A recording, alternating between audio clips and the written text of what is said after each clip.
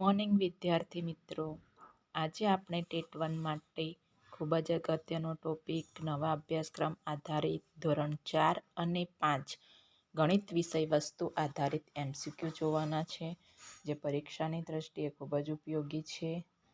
તો ચાલો વિદ્યાર્થી મિત્રો, આજે આપણે ધોરણ 4 અને 5નું ગણિતના MCQ જોઈશું. પ્રશ્ન નંબર 1, ધોરણ 4 ગણિતના પાઠ્યપુસ્તકનું નામ શું છે? ધોરણ 4 ગણિતના પાઠ્યપુસ્તકનું નામ ગણિત ગમ્મત. પ્રશ્ન નંબર 2,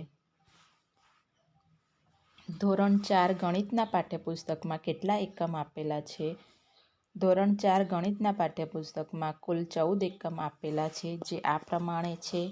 પહેલા નંબરનો એકમ છે ઈંટોની ઇમારત, બીજા નંબરનો એકમ છે લાંબુ અને ટૂંકું, ત્રીજા નંબરનો એકમ છે ભોપાલનો પ્રવાસ, ચોથા નંબરનો એકમ છે ટીક ટીક ટીક ને પાંચમા નંબરનો એકમ છે દુનિયા જવાનો રસ્તો, 6 નંબરનો એકમ છે ભંગાર વેચનાર, 7 નંબરનો એકમ છે જગ અને મગ, 8 નંબરનો એકમ છે ગાડું અને પૈંડા, 9 નંબરનો એકમ છે અડધું અને પા, 10 નંબરનો એકમ છે પેટર્નની રમત, 11 નંબરનો એકમ છે ઘડિયા અને ભાગાકાર, 12 નંબરનો એકમ છે કેટલું ભારે કેટલું હલકું, 13 નંબરનો એકમ છે ખેતર અને તેની ફરતે વાડ અને 14 નંબરનો એકમ છે સ્માર્ટ ચાર્ટ.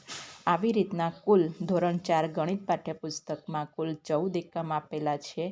પ્રશ્ન નંબર 3, ધોરણ 4 ગણિત ઈંટોની ઇમારત એકમમાં કઈ શાળાની વાત કરવામાં આવી છે? તો ઈંટોની ઇમારત એકમમાં મુર્શિદાબાદ, પશ્ચિમ બંગાળમાં આવેલી જાગૃતિ શાળાની વાત કરવામાં આવેલી છે. પ્રશ્ન નંબર 4, ધોરણ 4 ગણિત ભોપાલનો પ્રવાસ એકમમાં કુલ કેટલા બાળકો પ્રવાસે જાય છે? 210 બાળકો પ્રવાસે જાય છે. પ્રશ્ન નંબર 5, ધોરણ 4 ગણિત એકમ દ્વારા બાળકો શું સમજે છે? ગણિત એકમ દ્વારા બાળકો સમયની માહિતી સમજે છે, મિનિટ, સેકન્ડ અને કલાક પ્રમાણે. પ્રશ્ન નંબર 6, 1 લિટર બરાબર કેટલા મિલી થાય? 1 લિટર બરાબર 1000 મિલી થાય. પ્રશ્ન નંબર 7, ધોરણ 4માં ગણિતના સાધનોમાંથી કયા સાધનની વાત કરવામાં આવી છે? તો ધોરણ 4માં ગણિતના સાધનોમાંથી પરિકરની વાત કરવામાં આવી છે. પ્રશ્ન નંબર 8, ધોરણ 4 ગણિત એકમ અડધું અને પા બંને બિલાડીનું નામ શું હતું? અડધું અને પા એકમમાં બંને બિલાડીનું નામ મોન્ટુ અને મોટુ હતું. પ્રશ્ન નંબર 9, 1000 ગ્રામ બરાબર કેટલા? તો 1000 ગ્રામ બરાબર 1 કિલોગ્રામ. પ્રશ્ન નંબર 10, ધોરણ 5 ગણિતના પાઠ્યપુસ્તકનું નામ શું છે? તો ધોરણ 5 ગણિતના પાઠ્યપુસ્તકનું નામ ગણિત ગમ્મત છે.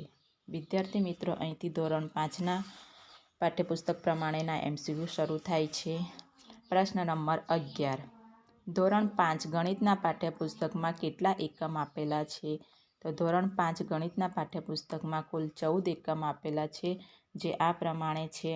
રાષ્ટ્રીય ફળ કેરી, બીજા નંબરનો એકમ છે આકાર અને ખૂણો, ત્રીજા નંબર પર કેટલા ચોરસ, નંબર 4 ભાગ અને પૂર્ણ, નંબર 5 તે સરખું દેખાય, નંબર 6 તું મારો ગુણાંક હું તારો અવયવ, નંબર 7 તમે પેટર્ન જોઈ શકો છો, નંબર 8 નકશા આલેખ, નંબર 9 ખોખા અને રેખાચિત્ર, નંબર 10 10મો અને 11મો ભાગ, નંબર 11 ક્ષેત્રફળ અને પરિમિતિ, નંબર 12 સ્માર્ટ ચાર્ટ, નંબર 13 ગુણાકાર અને ભાગાકારની રીતો અને નંબર 14 કેટલો મોટું અને કેટલો ભારે. આવી રીતના કુલ 14 એકમ ધોરણ 5 ગણિત પાઠ્યપુસ્તકમાં આપેલા છે. પ્રશ્ન નંબર 12, 1 ટન બરાબર 1000 kg. પ્રશ્ન નંબર 13, 8 દિવાસળીની મદદથી વધુમાં વધુ કેટલા ચોરસ રચી શકાય છે? તો 8 દિવાસળીની મદદથી વધુમાં વધુ 14 ચોરસ રચી શકાય છે. પ્રશ્ન નંબર 14, પાઈની શોધ કોણે કરી? પાઈની શોધ આર્યભટ્ટે કરી. પ્રશ્ન નંબર 15. સ્થાનના આધારે નક્કી કરવામાં આવતી કિંમત સ્થાન મૂલક પદ્ધતિનો ખ્યાલ આપનાર. તો કિંમત સ્થાન મૂલક પદ્ધતિનો ખ્યાલ આપનાર આર્યભટ્ટ. પ્રશ્ન નંબર 16. દશાંશ પદ્ધતિ આપનાર આર્યભટ્ટ. પ્રશ્ન નંબર 17. ભારતીય ગણિતશાસ્ત્રના પિતા. તો ભારતીય ગણિતશાસ્ત્રના પિતા આર્યભટ્ટ. પ્રશ્ન નંબર 18. 1 ડઝન બરાબર કેટલા નંગ? તો 1 ડઝન બરાબર 12 નંગ. પ્રશ્ન નંબર 19. કાટકોણ ખૂણાનું માપ કેટલું હોય? તો એક કાટકોણ ખૂણાનું માપ 90 સેલ્સિયસ હોય છે.